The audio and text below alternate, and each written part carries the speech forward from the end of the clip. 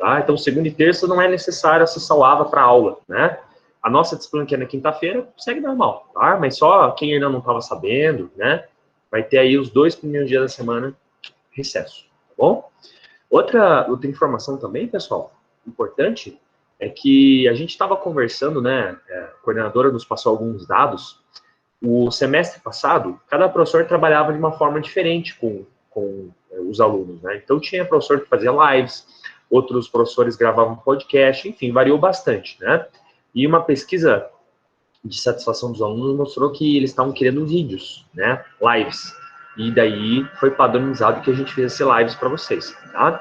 Mas o que está se constatando é que tem alunos que não estão nem vendo a live e também não estão vendo a gravação, tá? Ou alunos que estão vendo a live e não estão sabendo responder as questões que dão presença para vocês, tá? Então, assim, é importante que, mesmo quem está vendo a live, responda aquela questão que a gente chama de questão de frequência, tá? Eu vou escrever aqui para você ver o nome, questão de frequência. Essa questão de frequência, você vai ter sempre lá no nosso AVA, toda semana vai ter uma questão de frequência. O que é questão de frequência? É uma múltipla escolha, é uma questão de múltipla escolha, tem 5 opções lá, você vai ter que marcar alguma opção. O tema da questão é alguma coisa em aula que a gente falou, tá? Geralmente é uma questão fácil, para que só você valorize, oficialize ali a tua presença, né? Mesmo que você esteja na live, você tenha participado da live, você só vai ganhar presença se você tiver respondido a questão, tá? Se você verificar ali, a gente ainda deixou as questões de todas as semanas em aberto, né? Eu, em breve, vou fechar as semanas anteriores. Então, assim, aproveite, né? O nosso intuito aqui não é prejudicar ninguém, mas também a gente tem que ter regras. Então, assim, se você, por acaso, deixou de passar alguma questão, corra atrás disso, tá? Outra coisa também é o seguinte, a gente está aqui, a gente vai toda quinta-feira fazer as nossas lives, né? Média das 8 às 9, em média, né? Mesmo porque a gente colocou outro material para você ler também, né? Não só participar da live. Mas a pessoa, se não consegue ver a live aqui, ela tem que assistir o vídeo depois. Né? Não adianta ou um ou outro, né? Então, tem pessoas que estão fazendo questão de frequência, mas não estão, pelo número de visualizações dos vídeos, dá para ver que nem todo mundo que está fazendo questão de frequência está, de fato, vendo os vídeos, né? Então, você tá chutando, na verdade, né? É importante que você veja para não te dificultar na hora da prova, tá? Eu não estou dando um recado, nenhuma indireta, né? Esse é um recado padrão que eu estou dando para todas as turmas, né? Então, tente agora que a gente está na quinta semana, né? Se programar para você ou ver a live ou depois você ver o vídeo em outro momento, tá bom? Beleza, então, né? Pessoal, tem alguém que tem alguma observação, alguma dúvida até o momento? Tudo bem. A gente teve na semana passada uma aula que a gente falou sobre os meios de cultura em geral e os processos que a gente tem em laboratório, processos de erro, né? Hoje eu acredito que a aula vai ser um pouco mais tranquila. A gente vai falar um pouquinho sobre identificação de bactérias, tá bom? Eu vou compartilhar os meus slides e daí a gente começa a conversar, né? Lembrando que quando você tem alguma dúvida específica, uma coisa que você gostaria de falar, você pode interromper um áudio, né? Ou você pode também escrever no nosso muralzinho, que de tempos em tempos a gente vai ler. Quem quer entrar, talvez tenha que esperar um pouquinho, porque o professor, às vezes, quando eu estou em modo de apresentação, demora um pouco, certo? Para que eu possa oficializar a entrada da pessoa, tá?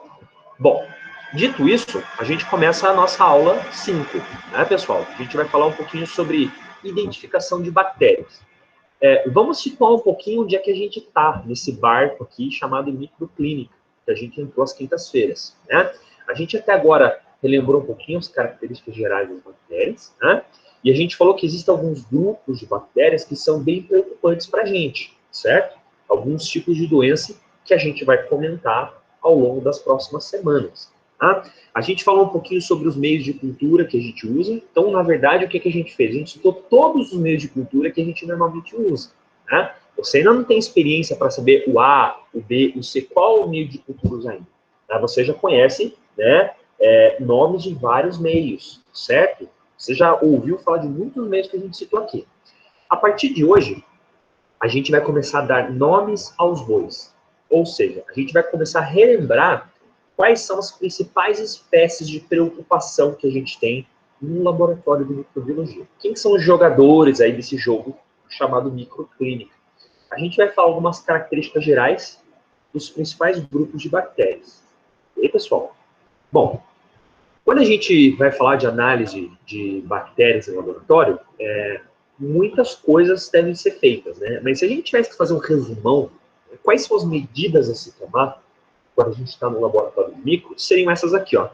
Toda vez que chega uma amostra, você tem que coletar uma amostra de clínica, né, para você investigar a presença de uma bactéria, você tem disponível fazer um exame a fresco, quando você coleta do própria amostra, para você fazer rapidamente uma análise, né?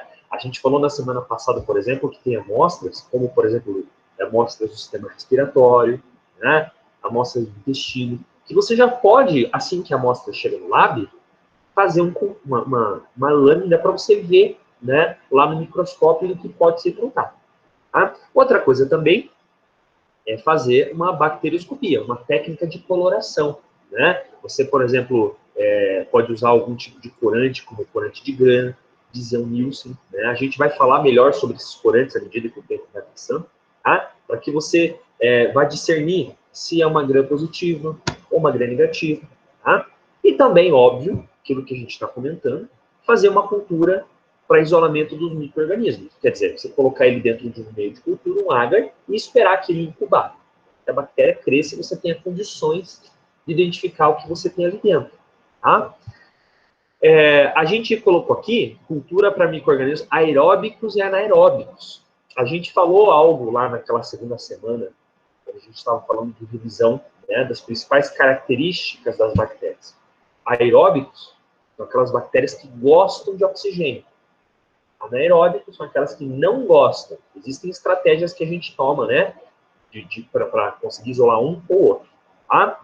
O exame de cultura, ele tem as seguintes etapas, né? Então, a gente, quando vai iniciar um tipo de diagnóstico para emitir um laudo, uma identificação da espécie, né? Primeiro, a gente vai tentar fazer métodos de cultura para identificar a bactéria. Então, o professor já falou, né? Olhar no microscópio, fazer uma coloração, utilizar um meio de cultura específico, uma suspeita que a gente tem, essa bactéria aqui, acredito que se trata de uma infecção intestinal. Então, eu vou usar o quê? Agar que seleciona essas bactérias. Só bactéria do intestino vai crescer ali. Né? Então, você vai tentar identificar esse bicho. Tá? Contagem de colônias. Como assim, professor? Quanto maior a carga de bactéria que você tem naquela amostra, quanto mais bactéria existe ali, maior o número de colônias que vão se formar. Né? É importante você saber o número de colônias, porque ele que vai determinar para você o status da doença. Tem, por exemplo, uma pessoa que está com uma infecção urinária, cistite, né? Você já deve ter reparado em laudos de colegas, ou quando você fez, que quando você vai fazer uma contagem de bactérias, no laudo do exame, né, aparecem lá o número de cruzes. Então, por exemplo, presença de bactérias na urina, 2 cruzes, 3 cruzes. O que significa isso? Isso é o cargo, o número de colônias que foi identificado, né, na nossa amostra biológica. Tá? E outra coisa, algo que a gente já está falando desde a microbásica, são aqueles testes de susceptibilidade. Tem alguns tipos de exame que não basta você ver se cresceu bactéria ou não. Né? É importante que você veja se essas bactérias são sensíveis a antibióticos. Então, aquela técnica que a gente falou, o antibiograma, é importante para isso. Verificar qual suspeita a gente tem. Tá? Qual sensibilidade aos antibióticos a gente tem. Né? Juntando as peças, todo o papo que a gente teve de revisão, né, a gente falou sobre alguns tipos bem comuns, alguns formatos que a gente normalmente encontra na prática clínica, tá? E juntando também aquele fator que a gente falou, que as bactérias podem ser gram-positivas ou gram-negativas, a gente tem 4 grupos que são muito importantes para a gente. São 4 grupos que a gente já está falando desde a microbásica, tá? A gente falou que os 2 formatos mais comuns de bactérias são cocos ou bacilos. E os 2 tipos de paredes são o quê? Gram-positivo e gram-negativo. A gente pode combinar essas 2 informações e a gente tem esses 4 perfis de bactéria aqui, pessoal. Cocos gram-positivos, cocos gram-negativos, bacilos gram-negativos e bacilos gram-positivos. Esses, geralmente, são os 4 principais perfis de isolamento que a gente analisa na nossa rotina clínica, certo? No hospital, por exemplo, no laboratório, geralmente 90% do que aparece de bactéria é isso aqui. 90%. Então, isso aqui já vai facilitar demais a nossa vida. Tá? Lembrando que, desses 4 aqui, 2 deles são muito mais importantes. Cocos gram-positivos e bacilos gram-negativos. São disparadas as amostras que a gente mais encontra no laboratório. E a gente vai falar sobre cada um desses 4 grupos hoje. Tá? Outra coisa que a gente também tem que ter uma ideia, pessoal, que eu acabei de falar, é o seguinte. As bactérias, elas têm um requerimento para crescer. Né? Não basta você dar alimento para a bactéria crescer. Tem bactérias que gostam de oxigênio e outras não gostam. Né? Então, aqui a gente colocou uma informação. Bactérias isoladas podem ser aeróbias facultativas, microaeróbias ou anaeróbias. O que é isso aqui? Anaeróbico facultativo é aquela bactéria que ela cresce na presença de oxigênio, mas também tem um bom desempenho se não houver oxigênio. Ou seja, para ela, tanto faz. Certo? Boa parte das bactérias que causam doença são aeróbicas facultativas. Na prática, a gente não tem tanta dificuldade para isolar elas em cultura, em placa. Por quê? Tendo oxigênio, ela cresce, não tendo, também ela vai ter um desempenho bom. Tá? Porém, tem algumas bactérias que têm um requerimento de oxigênio. Se você não dá as condições para ela crescer, ela não vai crescer na placa. Você pensa que você acertou o diagnóstico, enquanto, na verdade, você é que não cultivou da forma certa. Tá? Existem bactérias que se chamam microaerófilas. O que é uma bactéria microaerófila? Né? É aquela bactéria que gosta de oxigênio, porém em concentrações baixas. Né? O teor de oxigênio ali tem que ser pequeno. Não havendo oxigênio, ela morre. Havendo muito oxigênio, ela morre. Olha que coisa estranha. Né? E também a gente tem as clássicas anaeróbias. As anaeróbias são bactérias que não gostam de oxigênio. Tá? Então, aqui na figura, a gente tem 2 exemplos ó, de bactérias. Tá? Primeiro, o que você pode fazer, professor, para evitar que no laboratório tenha oxigênio? Eu não sei como tirar oxigênio da estufa de bactéria hoje. Como é que eu posso colocar as plaquinhas de modo a não ter problemas para a bactéria crescer? Tá? Aqui a gente tem, pessoal, um equipamento que é bem comum no micro, que se chama jarra de anaerobiose. O que é essa jarra? Você vai colocar as plaquinhas ali e você coloca um saco que se chama Gaspac. O que é o Gaspac? Ele é um pacotinho, um envelope, que tem o gás hidrogênio. Né? No momento que você sela essa jarra com as plaquinhas e esse envelope, ele diminui o teor de oxigênio, certo? Isso faz com que você não tenha oxigênio ali dentro da jarra. Você facilita o crescimento das anaeróbias. Um método mais gambiarra que a gente pode fazer também, né, é quando você pega, por exemplo, um pote e você coloca as culturas que você quer que não tenham oxigênio e você coloca uma vela aqui dentro, certo? Você bota uma vela e fecha a jarra. A vela vai queimar enquanto houver oxigênio. No momento que não houver mais oxigênio, a vela apaga. É até um teste de qualidade que você pode ver, né? Você pode comprovar que aquela jarrinha que você fez, aquele pote, já não tem mais oxigênio ali dentro. Interessante isso, né? É uma gambiarra que a gente faz para tentar se adaptar um pouco. Certo, pessoal? Bom, antes da gente começar a falar das bactérias, né? A gente tem que lembrar quais bactérias e quais sítios são os mais comuns da gente encontrar bactérias, tá? Existem algumas partes do nosso corpo que a gente sabe que vai ter bactéria. Muita bactéria, né? A pele é uma delas. O intestino é outro. Nariz e garganta também. Existem regiões que você não pode ter de jeito nenhum bactéria. Se há uma bactéria ali, é sinal de que há doença. Tá? Quais regiões, professor? Não pode ter bactéria de jeito nenhum. A gente está falando de sangue, não pode ter bactéria de jeito nenhum. Tá? Até bactérias que não são problemáticas caindo no sangue podem trazer problemas para a gente. Tá? Sistema nervoso também não pode ter nenhum tipo de bactéria. Né? E a gente também tem algumas regiões que geralmente causam problemas, como, por exemplo, a bexiga urinária, né? A bexiga, ela não pode ter muita bactéria ali. No momento que começa a crescer bactéria, você já tem problemas. Tudo bem, pessoal? São locais em que você não costuma encontrar presença de bactérias. A gente chama, então, de estéreis. Tudo bem? Aqui a gente fala um pouquinho da pele, né?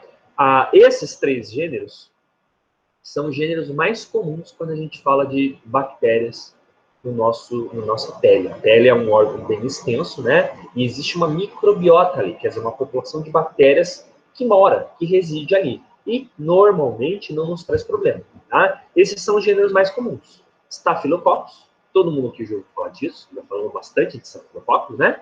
Corynebacterium e Streptococcus, tá? Então, quando você olha, por exemplo, um esfregaço de pele, por exemplo, é certo que você vai encontrar bactérias, né? Muitas bactérias. Você pode verificar aqui, ó, que a foto de cima é uma microscopia eletrônica de Staphylococcus, né? Se você lembrar das nossas aulas, inclusive essa de revisão que a gente teve, os Staphylococcus são aquelas bactérias que se formam em grumos, várias bolinhas, né, de cocos gram-positivos, que formam cachos de uva, né? E aqui embaixo a gente tem bactérias Streptococcus, aquelas bactérias que formam fileiras de bolinhas, minhocas de bolinhas, né? Você já pode perceber, pessoal, só pelos nomes que a gente falou, que a maior parte das bactérias da pele são cocos gram-positivos.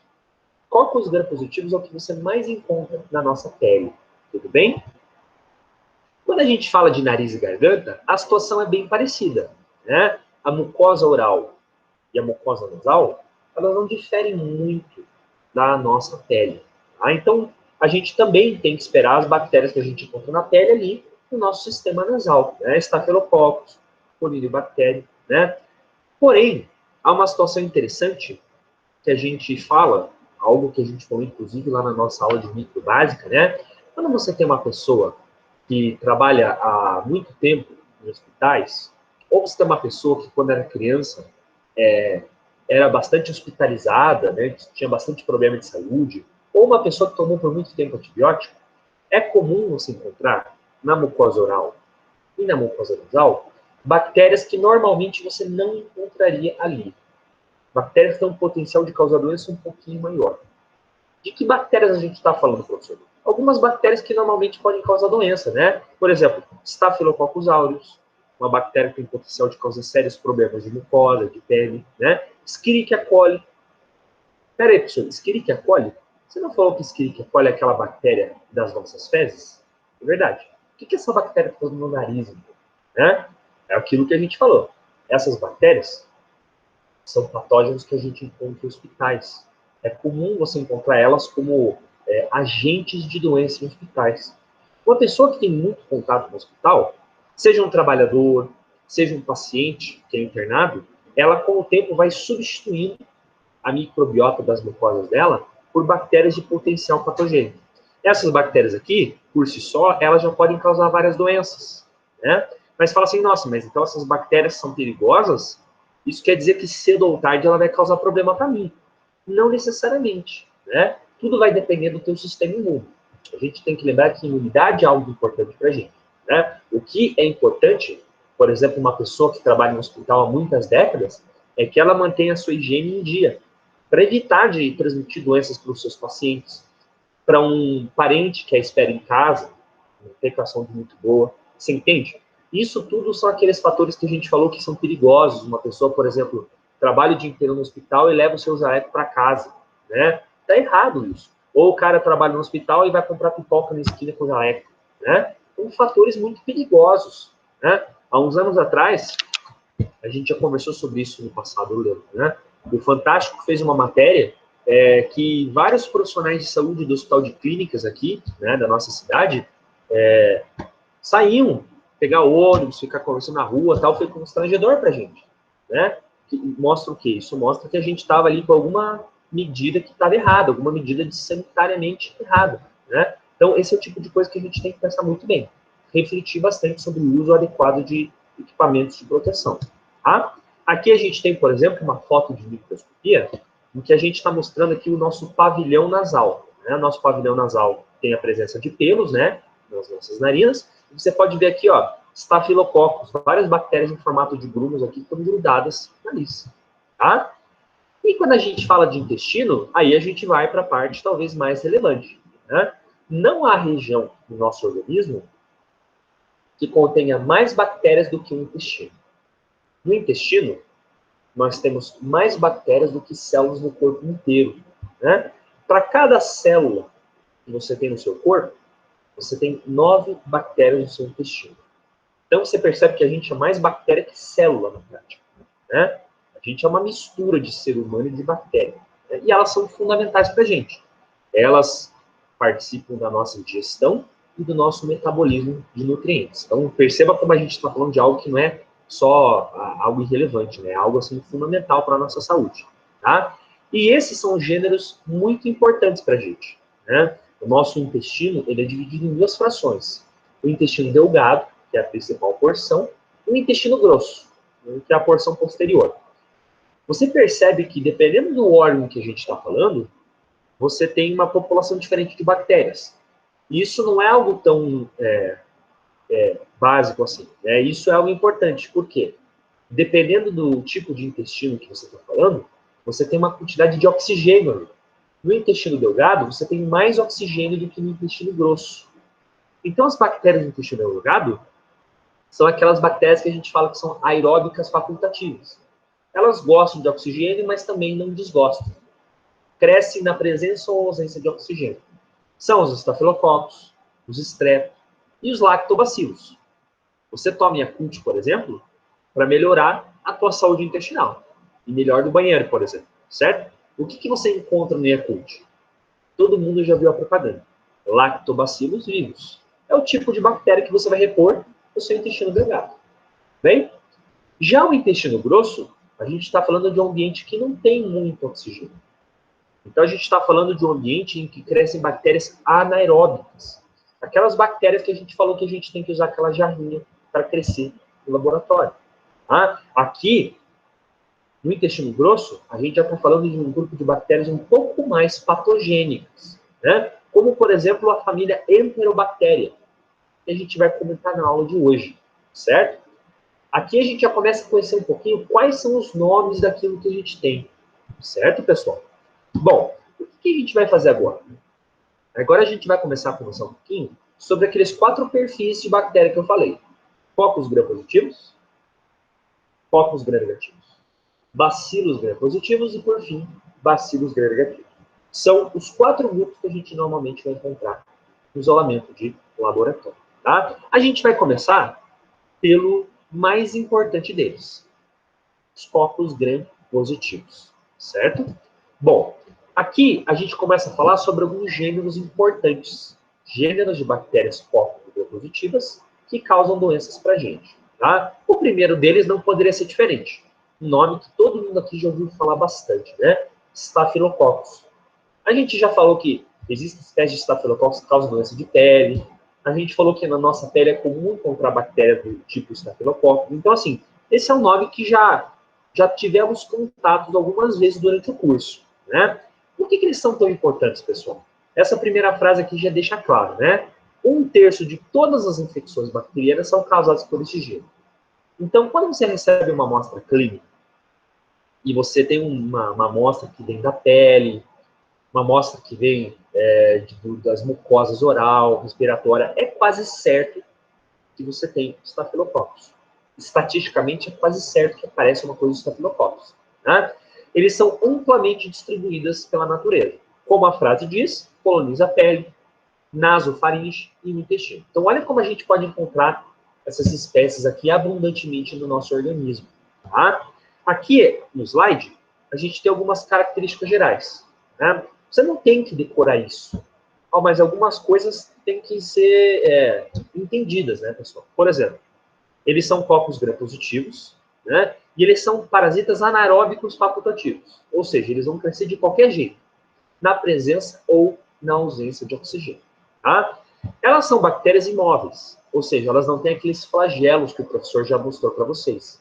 Bactérias sem flagelos, né? Também não esporulam, não formam aquelas estruturas de resistência que o professor falou. Aqui vem uma característica muito importante e que é usada em laboratório para a gente diagnosticar a presença de estafilococos. Né? Os estafilococos têm uma enzima chamada catalase. Catalase é uma enzima que faz com que eles consigam destruir enzimas de células de defesa. Quando uma célula de defesa vai destruir uma bactéria, ele utiliza algumas enzimas, né? Algumas enzimas baseadas em oxigênio. Vai lá o macrófago, joga essa enzima, destrói a bactéria. excelente. O problema é quando uma célula de defesa vai lutar contra um estafilococcus. Ela vai lá, tenta jogar uma enzima em cima dele para comer, e o que acontece? O estafilococcus produz a catalase. A catalase vai destruir a enzima de defesa. Já é um fator a mais para ela conseguir sobreviver. Certo, pessoal? E a temperatura dele ideal é 37 graus. Resumo da ópera. Você percebe que nas condições de laboratório que a gente tem, tipo o nosso laboratório de prática, na verdade, você tem todas as condições para ele crescer tranquilamente lá naquela estufa, sem precisar de técnicas mais sofisticadas. Né? 37 graus, não escuro, né? Anaeróbico facultativo, então ter oxigênio ou não ter é tranquilo. Isso facilita bastante a nossa rotina. Tá? Geralmente, os estafilococcus estão associados a doenças de pele. Né? A gente está falando, por exemplo, de uma bactéria que normalmente você encontra na tua pele, certo? Então você fala assim, nossa, professor, mas se elas já estão na pele, por que a gente desenvolve doença? É aquilo que a gente falou. Você vai desenvolver doença quando você está com um sistema imune desequilibrado. Algo fez para te diminuir a imunidade. No momento que você diminui a imunidade, você altera fatores físico-químicos do teu organismo. Então, talvez você deixe as condições para os estafilococcus crescer acima do normal. Você mantém o bicho em xeque, né? Você mantém o bicho ali meio no limite. A tua imunidade diminui, muda alguns fatores químicos do teu organismo, aí abre a porteira. Aí ele vai crescer além do necessário. Então, a gente pode citar algumas coisas, né? A pessoa, ela é uma pessoa que vai para a praia, tem uma incidência solar muito elevada, mata a microbiota da pele porque não protege ela com o protetor solar. A pessoa não costuma higienizar determinadas partes do corpo, que tem bastante contato com a umidade, né? A pessoa ela fez um corte e não higienizou aquele corte. Todas essas são condições químicas para o estafilococcus crescer. E aí você desenvolve lesões, né, de pele, como essa que a gente vê localizada na boca, né? É muito comum criancinhas terem lesões que a gente chama de impetigo, né? Impetigo, intertrigo, o que é isso? São lesões nas juntas entre os dedos, né? Os dedos são locais quentes e úmidos, a gente tem umidade entre os dedos, e é comum, por exemplo, você ter essas lesões de descamação, principalmente em criancinhas que ainda não estão com microbiota normal. Né? A gente pode falar que a maior parte das doenças de pele, no resumo, são causadas por estafilococcus. Né? E aqui a gente tem duas espécies importantes para a gente guardar. Né? A primeira, mais patogênica delas, uma bactéria que já foi citada bastante aqui na aula, né? Staphylococcus aureus. Staphylococcus aureus tem esse nome por quê, professor? Staphylococcus aureus é ouro, né? São bactérias que têm um isolamento e elas crescem com essa coloração mais dourada. Vocês podem observar aqui, ó, elas têm colônias de forma dourada. Lembra o ouro, né? É uma bactéria que você pode encontrar na pele e na nasofaringe, né? Nem todos nós temos os Staphylococcus aureus na nossa pele. A maior parte de nós tem, tá? Não quer dizer que todo mundo tem Staphylococcus aureus na pele vai ter problema de pele. Isso que a gente acabou de falar, né? Tudo depende do teu sistema imune, tudo depende de fatores, né? Presença de cortes, presença de lesões, bactérias que estimulam os Staphylococcus a se desenvolver, enfim, é muita coisa, né? O Staphylococcus aureus tem um problema a mais. Como eu falei, ele é o mais barra pesada da gangue dele, do gênero, né? Por quê? Ele também produz uma enzima chamada coagulase. Qual que é o problema da coagulase? A gente tem no nosso corpo proteínas que fazem a cicatrização de lesões, né? Então, colágeno, fibrilina, né? O Staphylococcus aureus, com essa enzima chamada coagulase, ele destrói essas proteínas. Então, é uma bactéria que tem um potencial de invasão. Porque você tem uma lesão, então o corpo tenta regenerar a lesão, tenta consertar a lesão, mas se tiver um Staphylococcus aureus, ele vai secretar essa enzima e ele vai destruir esses coágulos, essas tentativas de fechar feridas. Né? Isso é um grande problema. Por isso que a gente sempre pesquisa a presença de coagulase para ver se o que a gente tem aí nas mãos é um Staphylococcus aureus. Tudo bem? Como a gente já citou, a gente coloca aqui, né? Infecções de pele, infecções sistêmicas também, pulmonares e até mesmo hospitalares. Tá? Dentre as bactérias resistentes a antibióticos, uma das principais é o Staphylococcus aureus, né? A gente conhece ele por uma sigla, Staphylococcus aureus, resistente à meticilina. O que é isso? Essa bactéria que a gente chama de MRSA. O que é isso? Aqui o S, Staphylococcus aureus, resistente à meticilina. Meticilina é uma versão de penicilina que a gente costuma, né, usar em ambiente hospitalar. Ele é uma penicilina que teve um poder de fogo maior do que a penicilina molécula básica, né? No passado, a gente usava meticilina e a gente conseguia vencer bactérias patogênicas. Porém, algumas décadas, a gente percebeu que existem estafilococos que já são resistentes à meticilina. São superbactérias. Olha o problema que a gente tem, né? Hoje, você encontra essa bactéria aqui isoladamente em todos os hospitais do mundo, né? É um problemão para a gente. Tá? Além dos Staphylococcus aureus, que a gente vai falar um pouco mais quando a gente tiver na nossa aula sobre pele, né? A gente também tem outros tipos de estafilococos que se chamam estafilococos coagulase negativos. Ou seja, outros estafilococos que não têm essa enzima chamada coagulase, né? Você encontra essas bactérias na pele, mas também causando infecções de prótese.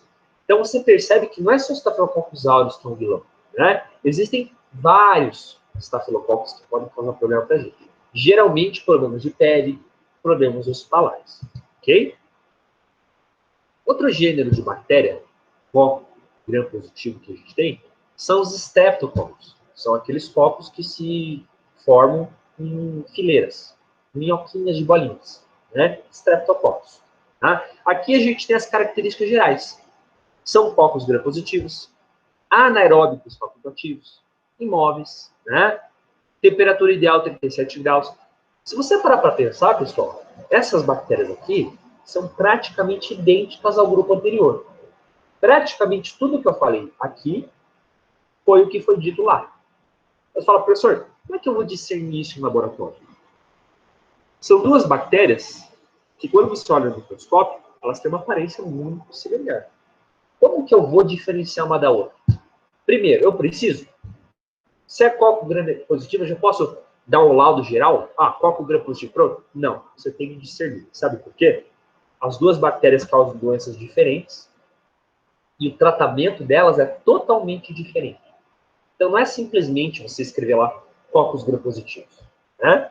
Os streptococcus geralmente têm um tratamento mais fácil do que os estafilococos, né? São antibióticos diferentes. Então, você percebe como é importante a gente discernir um gênero do outro. Tá? Para nos ajudar, tem duas características aqui que eu não citei lá. Primeiro, eu disse que os estafilococos são catalase positivos. Olha o que está escrito aqui. Ó. Catalase negativos. Então, basta eu executar um teste químico, teste da catalase, para eu diferenciar se o que eu tenho em mãos é um estafilococcus ou streptococcus. Certo? Uma informação importante é que os streptococcus têm uma enzima chamada hemolisina. É uma enzima que quebra, destrói glóbulos vermelhos, né? Então ela tem essa relevância, isso é perigoso, né? Uma bactéria ter esse tipo de enzima. E a gente vai ver como a gente pode usar em laboratório, né?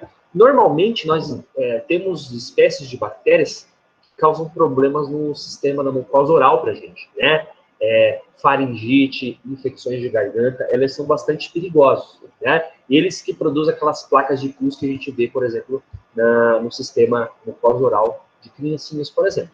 Tá? Os streptococcus também fazem parte da microbiota normal da boca, da pele, do intestino, né? Eles também são cocos gram-positivos. Eles se agrupam em cadeias, né? Existe uma classificação química que a gente faz, que é a classificação que recebeu o nome, né? De uma microbiologista muito famosa, Rebecca Lansfield, né? Ela tentou agrupar, de acordo com o tipo de parede celular, os streptococcus em vários grupos. A gente tem grupos aqui do A até o UV, né? Então, estamos falando aí de dezenas de bactérias. Para a gente aqui na rotina clínica, por enquanto, isso não é muito importante. Mas existe uma abundância muito grande química dessas bactérias, tá? O que é interessante para a gente? Olha só. Eles possuem essa enzima chamada hemolisina, que é capaz de provocar quebra de eritrócitos. Quando você isola os streptococcus, você tem que lembrar que a gente pode usar o agar-sangue. Lembra que o agar-sangue é aquele agar que é feito de sangue de carneiro? Então você pode verificar se a bactéria tem a hemolisina só de ver o efeito que ela faz na placa de agar-sangue. Se eu estou falando que ela tem uma enzima que quebra sangue, e eu vou colocar ela no sangue, eu consigo verificar ali algo que a bactéria nos causa. Tá? Por exemplo, a gente tem bactérias que se chamam alfa-hemolíticas. Bactérias que, quando a gente semeia, a gente consegue ter uma destruição parcial, incompleta do sangue. Quando você observa aqui, olha essa letrinha aqui. Ó. Isso aqui é uma hemólise incompleta. É uma bactéria alfa-hemolítica. Ela quebra a célula de sangue, mas não é uma quebra tão grande. Então você vê, parece que tem um aspecto meio esverdeado a placa. O que é isso? É uma liberação meio incompleta dos glóbulos vermelhos. Quando você tem uma bactéria chamada beta-hemolítica, a hemólise é total. Então essas bactérias aqui têm o poder de quebrar vários glóbulos vermelhos. É o que a gente vê aqui. Olha só. A gente semeou essa bactéria aqui nessa parte da placa, e você percebe que ela destruiu tanto os glóbulos vermelhos da placa que ele está transparente. Você olha contra a luz e você vê um halo completamente transparente. Ou seja, todos os glóbulos vermelhos ali foram destruídos. E a gente também tem aquelas gama-hemolíticas, que não teve hemólise nenhuma. Bactérias que não têm hemolisina. Está aqui, né? Esse vizinho aqui, esse gama aqui de baixo, ó, não teve destruição. Certo, pessoal? Bom, existe uma bactéria que é do grupo A, quer dizer, hemólise total, né? Que é o Streptococcus pyogenes, que é uma bactéria perigosa que normalmente causa para a gente faringite, né? Choque, causa escarlatina na gente, causa então lesões que têm pulso. Você pode observar aqui, ó, algumas colônias dessas bactérias, ó, elas destruíram completamente os glóbulos vermelhos que estão ao redor dessa bactéria, algo perigoso. Né? Outro também, Streptococcus agalacti, né? Pode causar meningite em recém-nascidos. Quando a gente fala de meningite bacteriana, né, uma das bactérias que pode causar é Streptococcus agalacti, né? E a gente vai falar um pouco mais sobre elas ali para frente. Tá? Existe a Streptococcus pneumoniae também, aquela que causa pneumonia, né? Que a gente chama de diplococcus. São bactérias, enfim, que têm um grande poder de fogo para doenças do sistema respiratório. Tá? E para a gente fechar essa parte de cocos gram-positivos, a gente tem também os enterococos. Né? Os enterococos também são bactérias que a gente encontra na nossa pele, né? E principalmente no intestino, como o próprio nome fala, enterococos. Né? Os enterococos mais comumente isolados são o enterococcus fecalis, a maior parte dos casos, e também tem uma versão que é resistente a antibióticos, resistente a vancomicina. Enterococcus resistente à vancomicina, por isso tem essa sigla VRE. Né? Ela também está bastante associada a infecções sistêmicas em hospitais, por exemplo. Né? Bom, professor, tudo bem. Você me explicou sobre os 3 principais gêneros de cocos gram-positivos. Né? Agora, como é que eu faço no laboratório para discernir o que eu tenho em mãos? Olha só, a gente não falou que Staphylococcus é catalase positivo? Falou. Então, se a gente faz o teste da catalase, eu posso ver se o que eu tenho em mãos é o Staphylococcus ou se o que eu tenho em mãos é um outro tipo de bactéria. Quando a gente faz o teste da catalase, a gente coloca numa lâmina um pouquinho da bactéria em questão. A gente vai pegar ali o que cresceu na plaquinha e vai semear, vai passar ali numa lâmina. A gente fez esse teste em aula prática que eu lembro, né? Em cima a gente vai pingar uma gotinha de água oxigenada. Por que água oxigenada? É uma substância que é parecida com aquilo que a célula de defesa produz. Se por acaso essa gotinha de água oxigenada que eu pinguei ali em cima, ela vai encontrar uma bactéria que é catalase positiva, a gente vai observar o quê? Essa gotinha de água oxigenada, ela vai borbulhar. Por quê? Ela vai liberar oxigênio da água oxigenada. A gente tem aqui, por exemplo, ó, esse teste, uma catalase positiva. Liberou-se oxigênio do peróxido de hidrogênio. Então, você tem o quê? Staphylococcus. Ou, a gente pode ter aqui, pinguei a gotinha de água oxigenada, nada aconteceu. Ou seja, catalase negativo. Se é catalase negativo, pode ser Strepto ou Enterococcus. Como é que eu vou discernir entre eles daí? Entre Enterococcus ou Streptococcus? Eu vou semear em agar-sangue. Lembra que Streptococcus pode crescer no sangue e pode destruir o sangue. Lembra? Olha só, quando você tem Streptococcus, ele pode ser beta-hemolítico. Quando ele destrói, você pode ver aqui, ó, um halo aqui, ó, destruir o sangue ao redor. Ou ele pode ser alfa-hemolítico, quando fica só verde. Certo? É assim que a gente começa aos poucos, pessoal, a discernir um pouco o que a gente tem. Né? Se a gente está falando de Staphylococcus, por exemplo, no momento em que o teste da catalase deu positivo, eu posso proceder ao teste da coagulase. A gente coloca um pouco da bactéria em questão para a gente testar se ela tem aquela enzima que destrói o coágulo, né? Se por acaso ela destrói o coágulo, a gente tem Staphylococcus aureus, coagulase positivo. Se ele não destrói o coágulo aqui, ó, como eu posso ver aqui nessa fotinha, coagulase negativo, certo? Eu não estou nem falando dos meios de cultura, que isso a gente falou, né? O agarmanitol, eu posso colocar Staphylococcus ali, Staphylococcus, enfim, a gente vai ver mais para frente, tá? Bom, até o momento, eu quero saber se tem alguém que tem alguma dúvida, pessoal. Até o momento, tá tudo tranquilo? Esse foi o grupo mais complexo que a gente tinha. Agora a gente vai falar de grupos mais fáceis, tá? Se houver dúvida, por favor, utilize esse campo aqui para perguntas, tá bom? Vamos continuar então. Tá? Um segundinho só, professor, por favor. Pode falar. Você falou dessas enzimas que tem ali, né, da catalase e tal. Seria essa a função, digamos, por exemplo, do clavulunato na amoxicilina? Boa pergunta, Edson. É o seguinte, não é essa a função, tá? Eu não sei se vocês lembram, quando a gente fez a revisão lá a gente falou na segunda semana, a gente falou sobre aquelas estruturas de bactéria. Lembra que a gente tem gram positivo e gram negativo, certo? Certo. Lembra que as gram negativas têm uma estrutura chamada membrana externa. A membrana externa tem várias enzimas de resistência, né? Como, por exemplo, enzimas que fazem você sobreviver à penicilina. Tá? Você coloca o clavulanato quando você quer que ela sobreviva, você quer que a bactéria não consiga usar a enzima dela. O clavulanato, ele vai inibir as enzimas que você encontra na gram negativa. Você entendeu? Só na negativa. Só na negativa. Eu vou te dar um exemplo, tá? Você, por exemplo, tem doenças que você tem a presença de bacilos gram-negativos. Outras doenças você encontra cocos gram-positivos, tá? Por exemplo, a gente acabou de falar que doenças de pele geralmente são causadas por cocos gram-positivos, certo? Sim. Cocos gram-positivos não têm essas enzimas de resistência para a penicilina, tá? Então não é necessário usar amoxicilina mais clavulanato. Se você está falando de uma doença de intestino, uma diarreia, geralmente o que você tem ali é um bacilo gram-negativo. Aí a gente já está falando de bactérias que têm essas enzimas contra a penicilina. Nesse caso, você usa amoxicilina mais clavulanato. Você entendeu? Entendi. Beleza. Isso tudo são coisas complexas, né? Que a gente vai, na aula de bactérias no intestino, a gente vai ter só uma aula sobre isso, né? A gente vai elaborar melhor isso. Beleza? Não, maravilha, já clareou já. Obrigado, professor. Opa, com certeza, isso é importante, tá? Bom, pessoal, agora a gente passa para um outro grupo, que são o quê? O contrário. A gente estava falando de cocos gram-positivos, agora a gente vai falar de bacilo gram-negativo. Depois dos cocos gram-positivos, esse é o segundo grupo que a gente mais isola em laboratório, né? É um grupo muito importante. Você percebeu que os cocos gram-positivos estavam mais associados a doenças de pele, né? Doenças sistêmicas também, né? Mas principalmente doença de pele. Agora a gente vai falar das bacilos gram-negativos. São bactérias que são principalmente associadas a doenças intestinais. Tá? Não é uma grande segredo isso, né? A gente falou ali no começo da aula que a maior parte das bactérias do intestino são bacilos gram-negativos. Tá?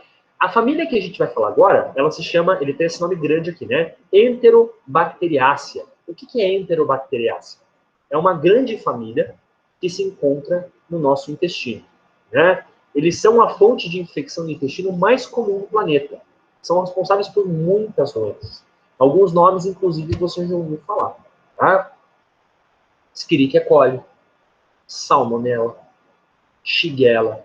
São apenas alguns integrantes da família Enterobacteriaceae, tá? Bom, características gerais. São bacilos gram-negativos, tá? Então são aqueles bastonetes que ficam rosa depois da coloração de gram, né? São anaeróbios facultativos, então tendo oxigênio ou não tendo, crescem tranquilamente, né? Agora vem um detalhe interessante, ó. Diferente daquelas bactérias que eu citei, que elas lá eram imóveis, os cocos gram-positivos, né? Aqui a gente tem a maioria delas sendo móveis. Ou seja, elas têm aquele flagelo que faz com que elas tenham um poder de invasão grande. Então você vai ter bactérias gram-negativas causando vários problemas pelo teu corpo, tá? Como, por exemplo, infecção urinária, né? Essas bactérias não moram na bexiga. O que elas estão fazendo ali? Como elas são bactérias invasivas, elas têm uma capacidade de translocar tecidos grande, tá? Olha outro detalhe interessante aqui, ó. Baixa exigência nutricional. Elas precisam de pouca coisa para conseguir sobreviver. E esse é outro fator que faz com que elas tenham bastante problema, certo? São catalase positivas e fermentos, são bactérias que fermentam glicose, né? Bom, a gente só tem um slide aqui para falar das bactérias gram-negativas, vai dar a impressão que elas não são relevantes, né? Muito pelo contrário. Boa parte das infecções intestinais são causadas por essas bactérias, né? Infelizmente, a pergunta do Edson foi boa, porque ele casa bem com o momento da nossa aula aqui, né? Quando a gente fala, por exemplo, de bactérias gram-negativas, dá a impressão que a gente está colocando tudo no mesmo balaio, né? Basta você ter um antibiótico, você consegue matar tudo ali. Não, né? A gente tem algumas bactérias que causam muitos problemas de resistência, como Escherichia coli, outras bactérias como a salmonelose, que são muito patogênicas, e que vão ter vários tipos de sinais clínicos. A salmonela, por exemplo, é uma bactéria que é muito comum você adquirir quando você come alimentos crus, derivados de frango, derivados do boi, né? A Escherichia coli já é uma bactéria que você adquire mais por contato pessoa a pessoa. Muitas características que a gente vai comentar numa aula específica, tá? Lembrando que a gente tem ágares que vão nos auxiliar a gente entender um pouquinho cada uma dessas bactérias, ok?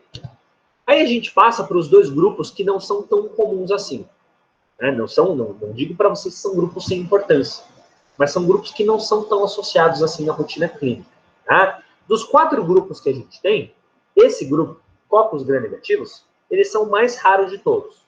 É muito difícil alguém conseguir achar um coco gram-negativo em laboratório. Nós, por exemplo, lá na nossa aula prática, de micro básica, em nenhum momento a gente usou, a gente achou. Né? Por quê? Elas são mais raras mesmo. Tá? Olha só, os cocos negativos, eles são representados principalmente pela Neisseria. Existem 2 espécies de Neisserias que causam problema para a gente. Primeiro, a bactéria que causa meningite bacteriana, Neisseria meningitidis, muito comum em crianças, né? Ou a infecção sexualmente transmissível, uma das mais comuns desde que o homem é homem, né? A gonorreia, Neisseria gonorreia, né? Existem meios de cultura específicos para a gente conseguir isolar essas bactérias. Existe um meio que eu citei na última aula, que é o Tire Mart, né? Ou agar chocolate, que são meios de cultura que a gente normalmente usa para isolar bactérias que causam problema no sistema nervoso ou bactérias que causam problema no sistema geniturinário, problemas sexuais, né? De doenças sexualmente transmissíveis. Tá?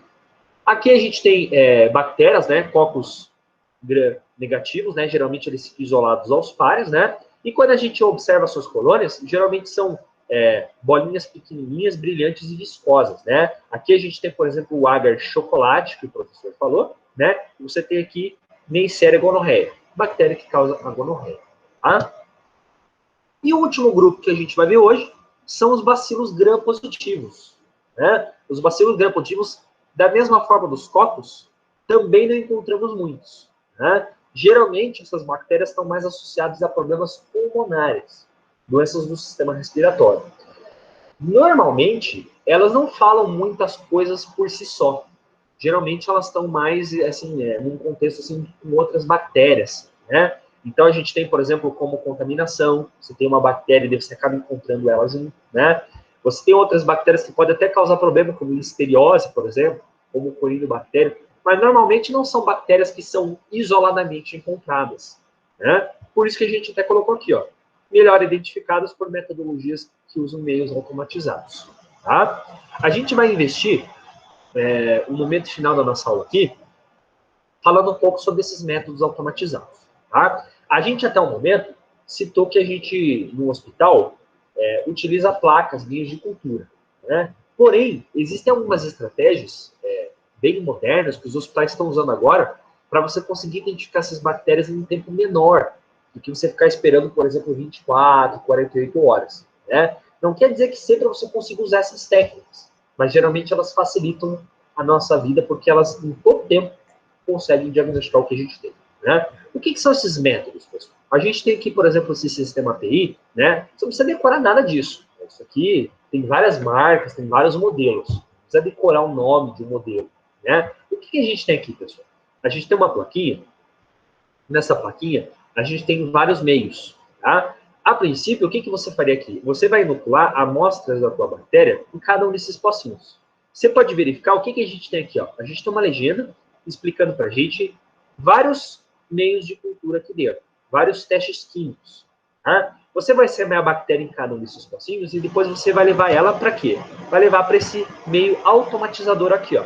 Essa plaquinha ela vai ficar sendo incubada. À medida que a bactéria está crescendo em cada pocinho desses que você colocou, ela vai metabolizar aquele composto. Né?